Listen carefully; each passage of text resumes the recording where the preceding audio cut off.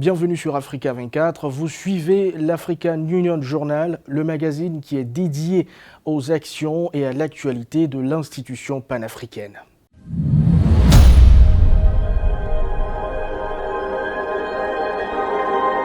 Le sommet Union africaine-Union européenne a pris fin le 18 février 2022 avec à la clé de grandes promesses qui doivent permettre de relancer et d'assainir les relations entre les deux continents et de faire face aux défis actuels.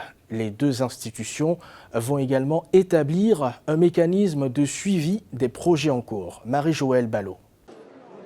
Le sommet Union africaine-Union européenne s'est achevé sur deux belles promesses.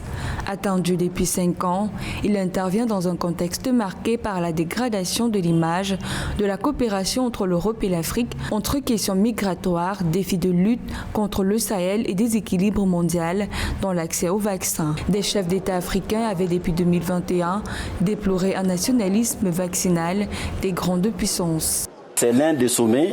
Moi, j'ai pris part, de par mes fonctions anciennes et maintenant, à 4 sommets. Les 4 derniers sommets, Union africaine, Union européenne, je pense que c'est le seul pendant lequel nous avons discuté autrement et nous avons discuté franchement. Je crois que même si nous avons quelques divergences sur les questions des brevets, je crois que nous avons convenu, les deux commissions, à y travailler. La pandémie de la Covid-19 a fait monter en surface la fragilité des systèmes de santé publique dans le continent africain. Avec 1,3 milliard d'habitants, on ne peut pas attendre d'importer des vaccins. Je crois que ça, c'est quelque chose qui... Nous avons mis en place une agence africaine de médicaments qui vient de naître. Nous avons Africa CDC qui travaille sur les questions des pandémies. Donc nous avons des instruments et je crois qu'avec le soutien de nos amis, progressivement, il faut que ces questions-là soient gérées sur le plan local. Fustigeant la nature de la coopération Union africaine-Union européenne en vigueur, jusqu'alors, la jeunesse africaine, intellectuels africains et l'ensemble de la communauté africaine attendent plus que jamais la concrétisation de ces promesses économiques et politiques. Des actions clés ont d'ailleurs été annoncées. Les Africains sont désormais dans l'attente d'un changement. Il faut créer également une nouvelle atmosphère de travail, une atmosphère mieux adaptée à la volonté politique que nous voulons imprimer à ce partenariat. Il faut insuffler un nouvel état d'esprit aux relations euro-africaines. C'est ce que j'ai appelé hier un nouveau logiciel relationnel fondé sur une véritable vision de partenariat et non simplement une relation d'aide pour une croissance et une prospérité partagée. Encore une fois, il me semble important que les jeunes et les femmes restent au cœur de notre agenda.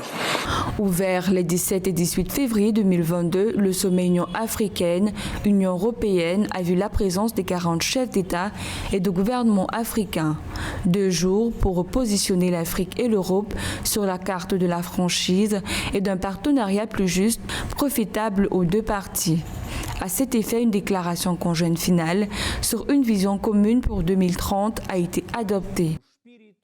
Le sommet Union africaine-Union européenne a débouché sur une déclaration conjointe pour une vision commune en 2030, signée le 18 février 2022 à la clôture de la rencontre. Elle renferme 7 résolutions au total pour une coopération renouvelée et renforcée.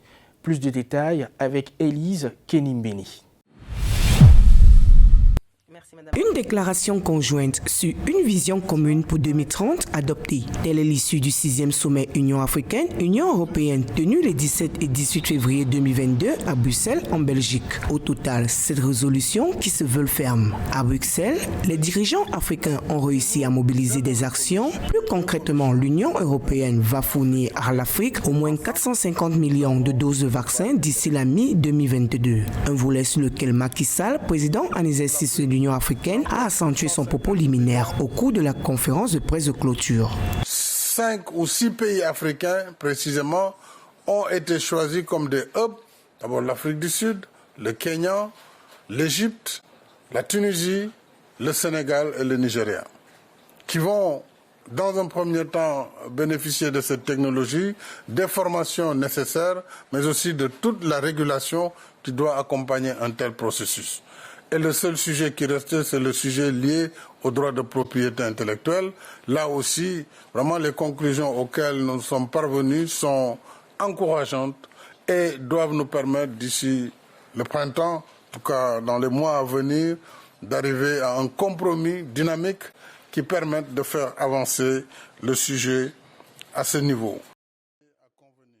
La déclaration finale pour une vision commune s'engage et promet une Afrique et une Europe prospères et durables. Une résolution d'investissement d'au moins 150 milliards d'euros au service des populations ou encore une autre axée sur la révision du partenariat pour la sécurité et l'économie. Il y a aussi le financement climatique pour les pays africains les moins pollueurs. La déclaration accorde également un prix à la question migratoire. L'Union africaine a obtenu de l'Union européenne sa détermination renforcée à y coopérer. On a pu faire progresser la compréhension mutuelle. Il y a une clause de rendez-vous au printemps, dans quelques mois, pour faire en sorte que l'Afrique et l'Europe, ensemble, puissent peser dans le Conseil des Nations, dans le cadre de l'Organisation mondiale de la santé et de l'Organisation mondiale du commerce.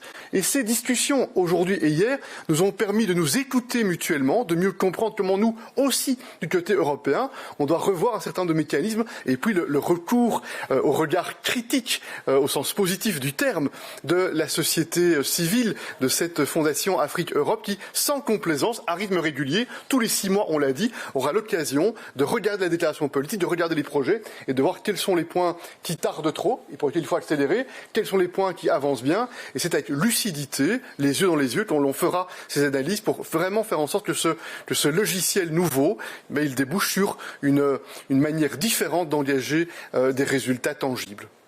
L'Union africaine et l'Union européenne ont également pris l'engagement de promouvoir le multilatéralisme afin de réduire les inégalités mondiales, de renforcer la solidarité et promouvoir la coopération internationale. Le suivi de ces résolutions sera assuré régulièrement par l'intermédiaire des structures UA-UE existantes, y compris le comité ministériel UA-UE de suivi. Merci beaucoup. Bonjour à tous. Au terme de ce sommet Union européenne-Union africaine, je souhaite d'abord réitérer nos remerciements à nos partenaires européens pour leur accueil et la bonne organisation de nos travaux. Ce sommet a été innovant, tel que l'a dit Charles Michel, innovant par son processus préparatoire, consultatif, depuis plusieurs mois, avec le président Macron, avec la Commission, les 2 commissions de l'Union européenne et de l'Union africaine. Et cela nous a permis, en amont, d'identifier nos priorités communes et de parvenir à des engagements concertés. Nous avons maintenant une occasion historique de poser par les actes les fondements du nouveau partenariat repensé et rénové que nous voulons bâtir ensemble. 2 impératifs me paraissent nécessaires pour y parvenir. Premièrement, il s'agira de mobiliser les moyens à l'appui de nos engagements, notamment sur la question de la réallocation des droits de tirage spéciaux.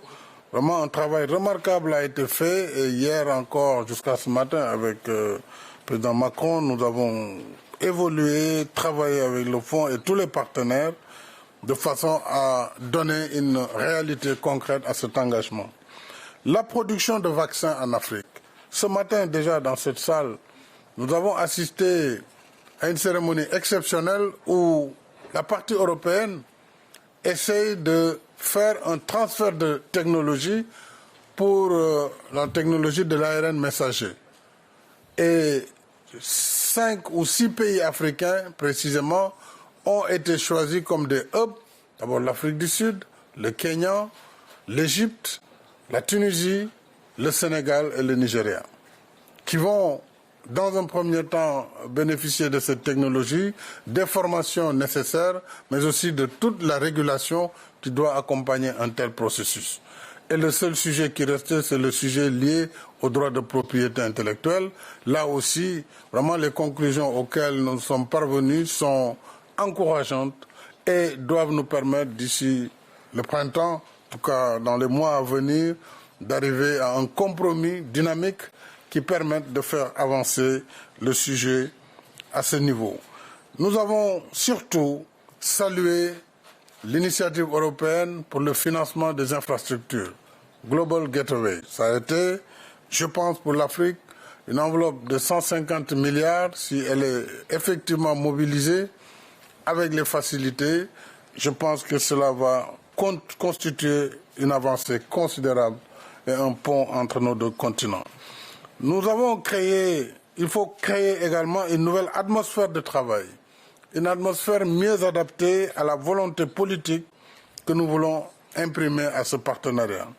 Il faut insuffler un nouvel état d'esprit aux relations euro-africaines. C'est ce que j'ai appelé hier un nouveau logiciel relationnel fondé sur une véritable vision de partenariat et non simplement une relation d'aide pour une croissance et une prospérité partagée. L'Europe et l'Afrique ont chacune des ressources indispensables à l'autre. Il est de notre intérêt commun d'associer nos moyens et d'en tirer les avantages sur une base mutuellement bénéfique, encore une fois. Ainsi, notre partenariat sera un véritable rendez-vous du donner et du recevoir. Encore une fois, il me semble important que les jeunes et les femmes restent au cœur de notre agenda. Je voudrais pour conclure appeler à la mobilisation générale également en soutien à la campagne Rays of Hope, les rayons de l'espoir, une initiative de l'Agence internationale de l'énergie atomique pour la lutte contre le cancer, dont notamment les cancers féminins, puisque vous savez, dans la moitié des pays africains, il n'y a pas de radiothérapie et ce projet justement vise à doter tous ces pays de radiothérapie pour lutter efficacement contre le cancer. Je vous remercie de votre aimable attention. Je dirais tout simplement que aussi bien sur la forme que sur le fond, nous avions innové. La préparation a été participative, concertée et coordonnée. Et les déroulés également sur le plan méthodologique, contrairement à nos pratiques, où 55 États africains plus 27 Européens se mettant dans la même salle et débitant des discours, nous avions jugé utile d'éclater en 7 panels où Européens et Africains ont discuté profondément avec beaucoup de franchise, sans tabou. Je peux résumer les préoccupations en 2 catégories. Ce que j'appelle financement de la paix. Le financement de la paix ne veut pas dire seulement donner des armes ou envoyer des troupes en Afrique. C'est essentiellement consolider la gouvernance, la justice, l'administration. Financer le développement dans toutes ses dimensions, l'éducation, la santé, les infrastructures. Nous avons lancé depuis un peu plus de 2 ans la zone de libre-échange continentale, qui est l'un des plus grands marchés. L'Afrique fait quand même 30 millions de kilomètres carrés, 1,3 milliard d'habitants. Mais connecter les pays, connecter les différentes régions est un réel problème. Donc il y a un enclavement à l'intérieur du continent. Et pour pouvoir commercer, aller et venir, il faut nécessairement des infrastructures. L'une des priorités du continent, ce sont les infrastructures. L'une des priorités du continent, c'est l'énergie. Ça, ce sont des questions clés. L'Afrique, c'est quand même une population jeune à plus de 60%, qui a besoin de formation, notamment formation professionnelle. Cette jeunesse, aujourd'hui, même celle qui a des diplômes, n'a pas d'emploi. Et donc, elle est la proie facile. En même temps, vous savez que malheureusement, le continent est devenu un lieu de prédilection aujourd'hui du terrorisme et de l'intégrisme violent. Partez de la Libye jusqu'au Mozambique, passant par le Sahel, le bassin du lac Tchad, la Corne de l'Afrique, les grands lacs. Tout ça, ces zones-là sont totalement infectées. Si au départ, les combattants, les idéologues étaient venus d'ailleurs, même les financiers étaient venus d'ailleurs, maintenant ils recrutent sur place. Ils recrutent sur place. Et donc, le phénomène est extrêmement grave. C'est pour cela qu'en discutant avec nos amis européens, je pense qu'il y a une nécessité d'évaluer tout ce qui se passe en Afrique. L'Union européenne a financé pour 2,5 milliards d'euros des opérations de paix dans le continent africain. Ça, c'est quand même quelque chose de remarquable. Les Nations Unies, avec le maintien de la paix depuis plus de 60 ans, je ne cite pas les pays, mais des missions qui ont continué pendant 60 ans. Il nous faut évaluer également le peacekeeping, le maintien de la paix dans ce continent africain. Donc il y a une nécessité vraiment absolue aujourd'hui de regarder les choses en face et d'agir conséquemment. Nous avions abordé ces questions. Les États africains sont prêts à mobiliser des hommes. Ils l'ont fait. Le Rwanda l'a fait, le Tchad l'a fait au Mali.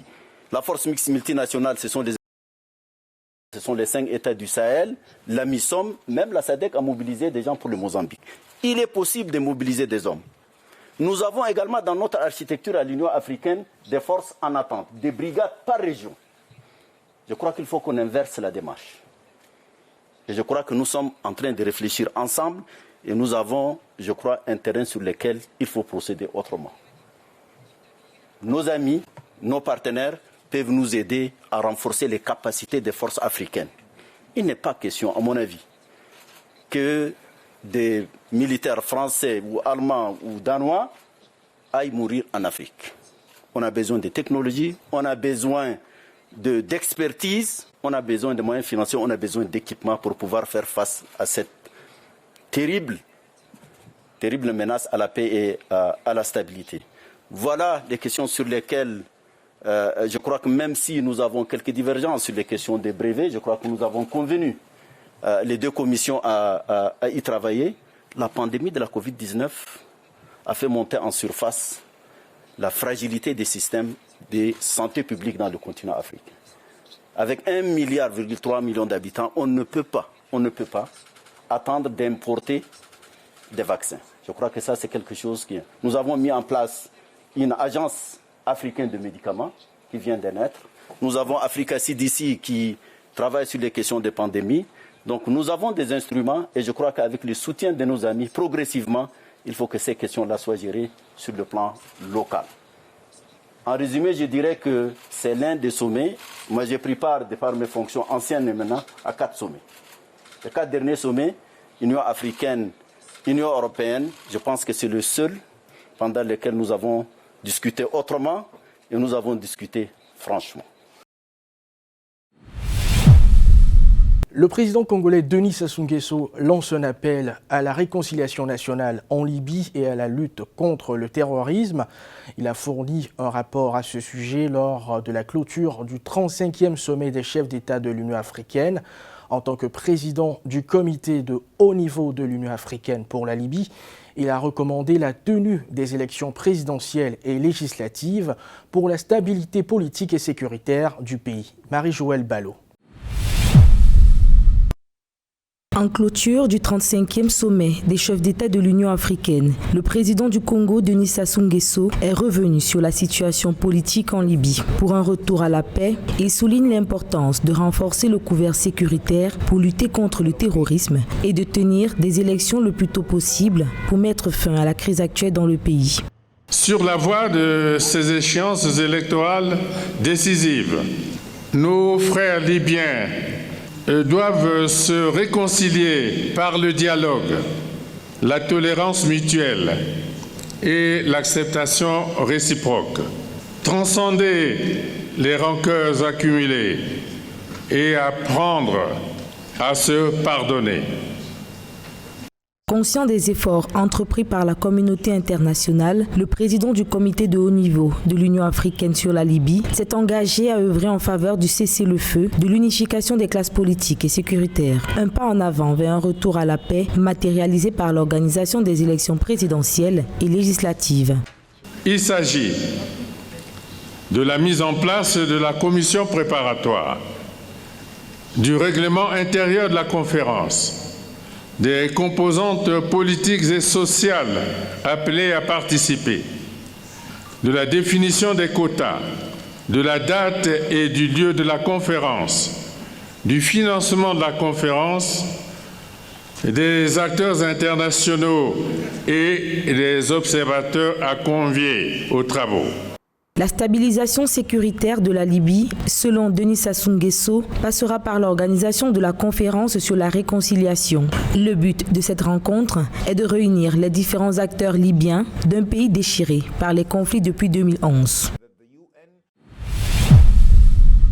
Qui est Monique Nzonzabagwa, la nouvelle vice-présidente de la Commission de l'Union africaine et donc la première femme à occuper cette fonction au sein de l'institution panafricaine. Élue le 6 février 2021, cette économiste, également reconnue comme une actrice chevronnée pour la promotion de l'égalité, a bâti sa vision pour les 4 prochaines années de son mandat autour de l'efficacité et de la responsabilité. Son portrait avec Élise Kenimbeni. Monique Nzonzabagwa, économiste politicienne et diplomate rwandaise, âgée de 51 ans, est la toute première femme élue au poste de vice-présidente de la Commission de l'Union africaine.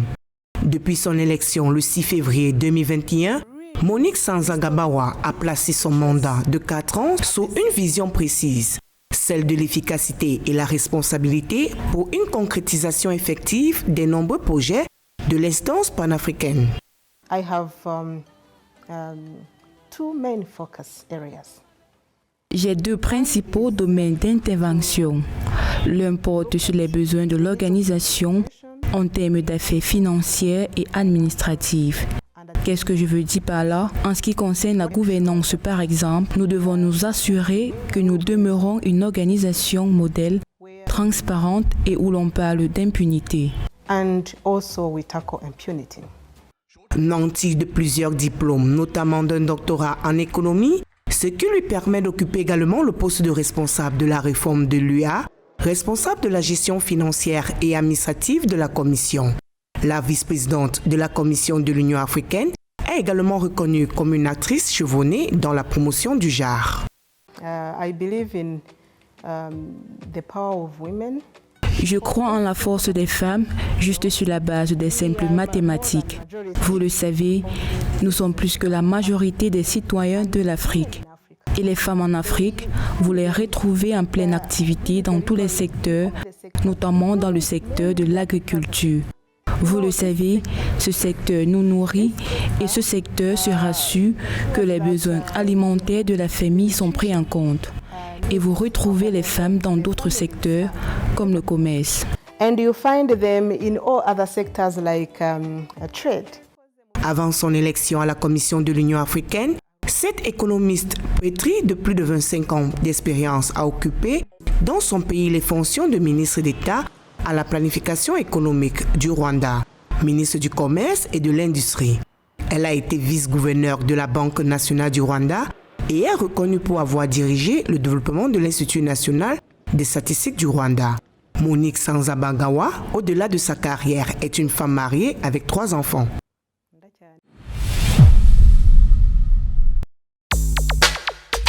L'Union africaine organise du 15 au 17 mars 2022 la conférence jeunesse. L'événement présentera les progrès de l'initiative 1 million d'ici 2021 lancée au siège de l'Union africaine à Addis Abeba en Éthiopie sous le thème l'Afrique unie pour la jeunesse. Cette édition dévoilera le projet 1 million Next Level. À noter que l'initiative 1 million d'ici 2021 vise à offrir à la jeunesse africaine des possibilités et des interventions concrètes et opportunités dans l'entrepreneuriat, l'éducation ou encore l'emploi.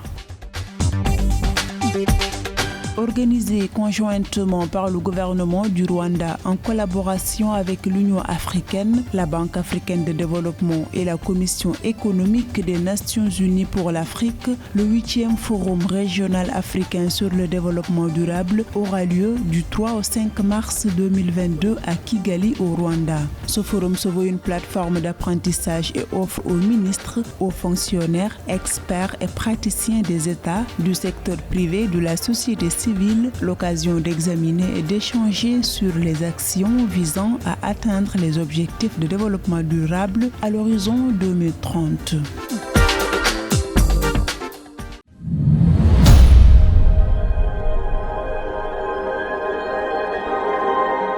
Nous vous remercions d'avoir suivi cette édition de l'African Union Journal consacrée à l'actualité de la plus grande institution panafricaine et ses États membres.